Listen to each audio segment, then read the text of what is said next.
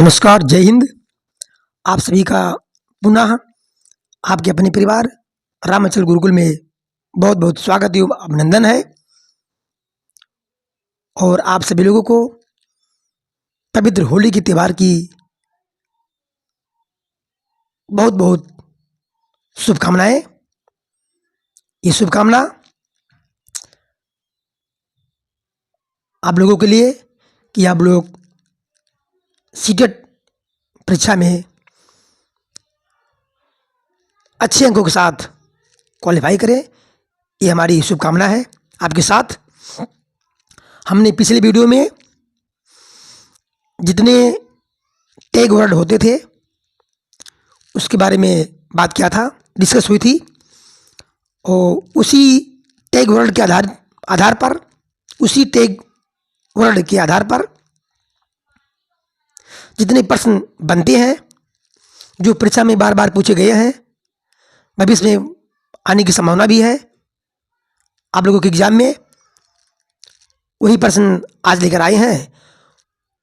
कुल मिलाकर के हम 2 दिन वीडियो में पूरा प्रश्न कवर करा देंगे। आप लोग धैर्य रखिए और वीडियो यदि अच्छा लग रहा है तो लाइक कमेंट शेयर करना ना भूलें और अपने दोस्तों में शेयर बिल्कुल करिए। अपने दोस्तों में शेयर वीडियो को बिल्कुल करिए।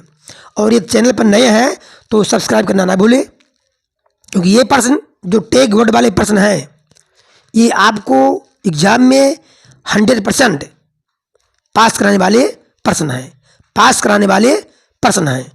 इनको यदि आप लोग याद कर लेते हैं, समझ लेते हैं तो एकदम श्योर है कि आप लोग सीटेट क्वालिफाई कर जाएंगे। ठीक, तो आप सभी लोग एकदम पूरे कंसंट्रेट होकर के वीडियो को देखिए। भाई पूरा वीडियो आप लोग देखते नहीं है, इसलिए पूरा देखिए तभी समझ में आएगा। चलिए शुरू करते हैं।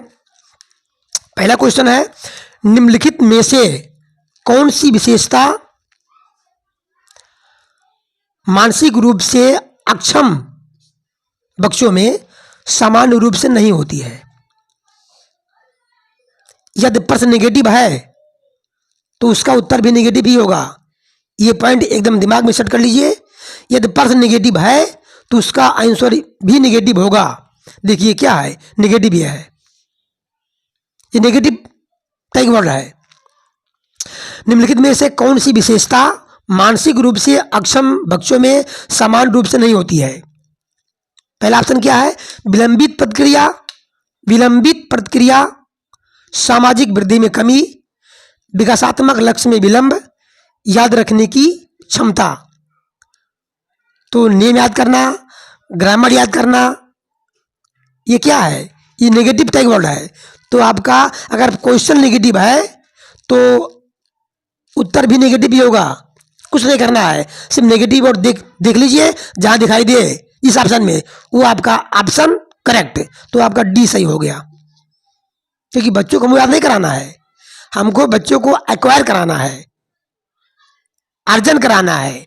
किसी चीज को बच्चा अर्जित करे तो ये लर्निंग, याद करना, कंठस्थ करना, ये क्या है? ये नेगेटिव वर्ड है। तो कभी भी आप ऑप्शन में ये देखिए, हमेशा यही देखिए कि नेगेटिव टैग वर्ड किस ऑप्शन में है, उसको बिना पढ़े तुरंत उसी को टिक कर दीजिए, आपका आंसर सही हो जाएगा। तो पहला का डी हो गया, याद रखने की क्षमता। ये नेगेटिव टैग वर्ड है इसलिए सही हो गया। 2 में देखिए क्या है, प्रश्न 2 में क्या है? 2 में है अति संवेदनशील। अति संवेदनशील बच्चों को सीखने में मदद करने के लिए निम्नलिखित में से कौन सा तरीका उपयुक्त नहीं है? प्रश्न कैसा है? नेगेटिव है। उत्तर कैसा होगा? नेगेटिव ही होगा। पढ़िए ऑप्शन। एक कार्य को छोटे प्रबंधनीय, एक कार्य को छोटे प्रबंधनीय खंडों में तोड़ना, ये तो भैया सही ऑप्शन है, क्योंकि समस्या अगर बड़ी है तो उसको हम छोटे छोटे खंडों में बांट करके सॉल्व कर लेंगे। ये पॉजिटिव टैग वर्ड है, ये नहीं हो सकता। बी में क्या है? अधिगम के वैकल्पिक तरीकों को पेशकश, ये भी सही ऑप्शन है।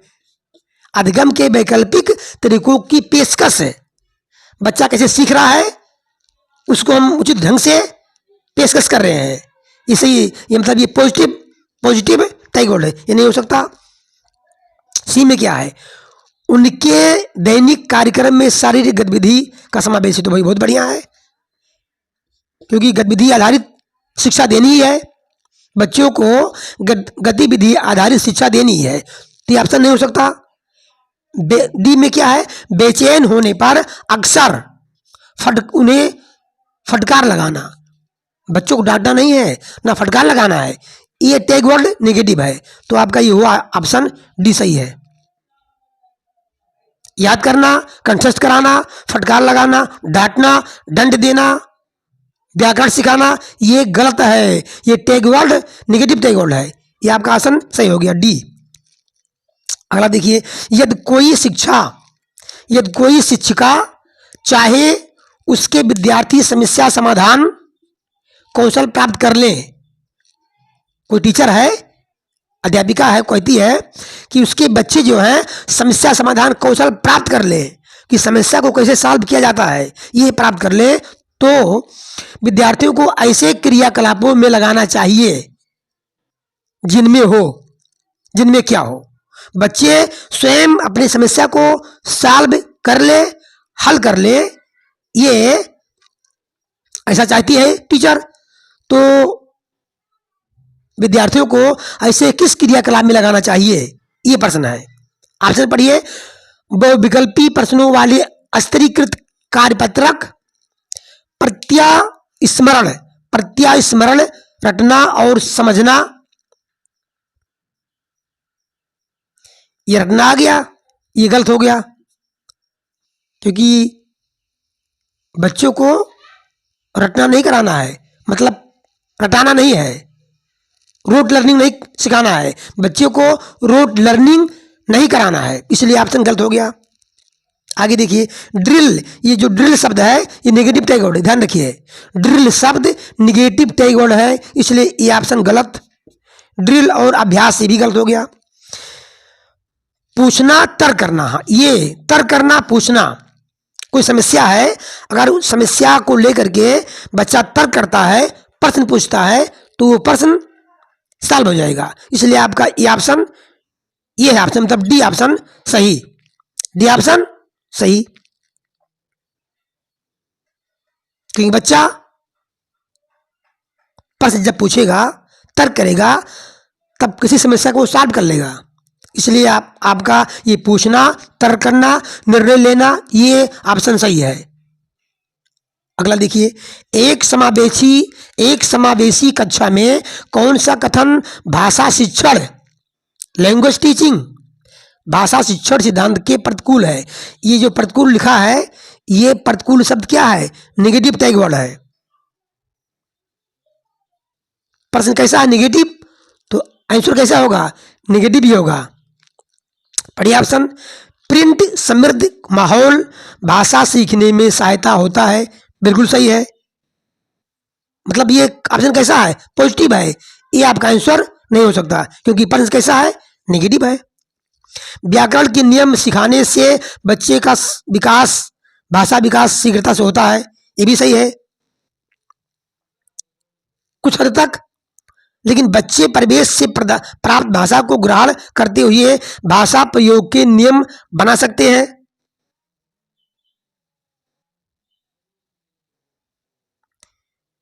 और डी में क्या है, डी में है भाषा का प्रवेश, भाषा प्रवेश में रहकर अर्जित की जाती है, तो सही बात है, ये भी नहीं हो सकता।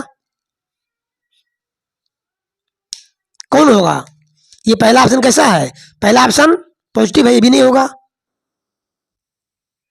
ये सी भी नहीं होगा। बच्चे प्रवेश से प्राप्त भाषा को ग्रहण करते हुए भाषा प्रयोग के नियम बना सकते हैं, लेकिन ये जो है व्याकरण के नियम सिखाने से बच्चे का अभ्यास कौशल शीघ्रता से होगा, ये नेगेटिव ऑप्शन है, इसलिए आपका ये ऑप्शन सही हुआ, मतलब इस प्रश्न का जो उत्तर हुआ ये बी ऑप्शन सही। ठीक, अब देखते हैं अगला क्वेश्चन।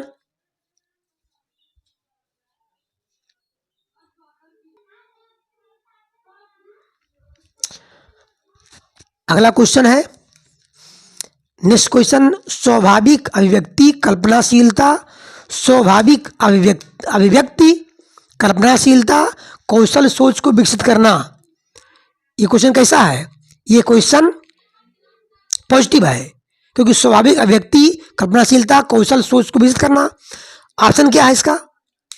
तो अगर क्वेश्चन पॉजिटिव है तो उत्तर कैसा होगा? पॉजिटिव ही होगा।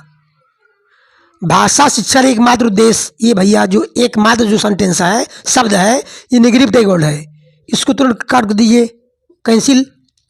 उद्देश्य नहीं है, नेगेटिव सेंटेंस, ये भी गलत। भाषा शिक्षा का उद्देश्य नहीं है तो नहीं शब्द नेगेटिव। जब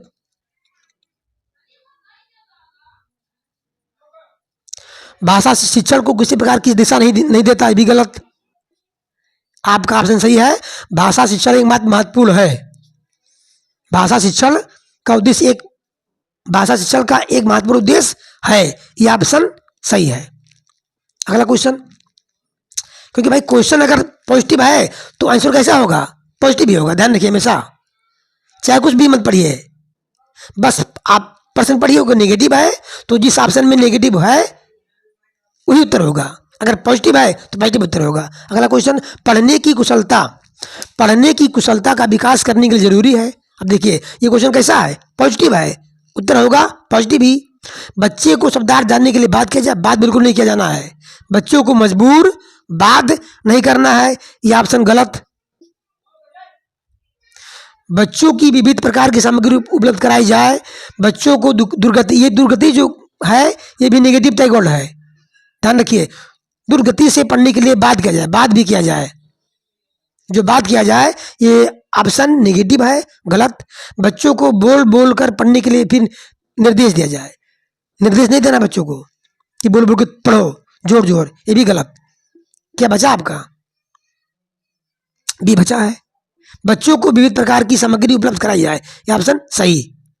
अगला क्वेश्चन, एक बहुभाषिक कक्षा में बच्चों को गृह भाषा प्रयोग को समान देना चाहिए या अत्यंत सीमित देना चाहिए? सीमित शब्द ये नेगेटिव टैग वर्ड है, इसको गलत करिए, गलत। कदापि प्रोत्साहन नहीं देना चाहिए, ये डी ऑप्शन गलत। प्रोत्साहन नहीं देना चाहिए, ये भी गलत, नेगेटिव टैग वर्ड है। क्योंकि क्वेश्चन कैसा है? पॉजिटिव है, तो ये आपका ए ऑप्शन, समान देना चाहिए, सही। एक बहुभाषिक कक्षा में बच्चों को गृह भाषा के प्रयोग को क्या करना चाहिए?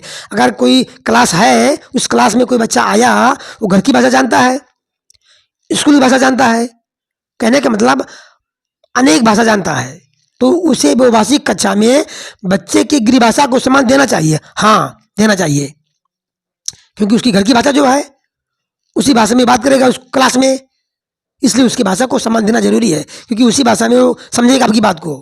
इसलिए ये ऑप्शन सही, डी ऑप्शन।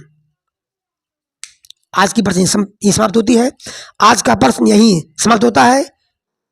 मुझे उम्मीद है कि आप लोगों को समझ आया होगा। और भाई सपोर्ट कीजिए बिल्कुल, चैनल पर नए हैं तो सब्सक्राइब करना ना भूलें, लाइक शेयर कमेंट बिल्कुल करें।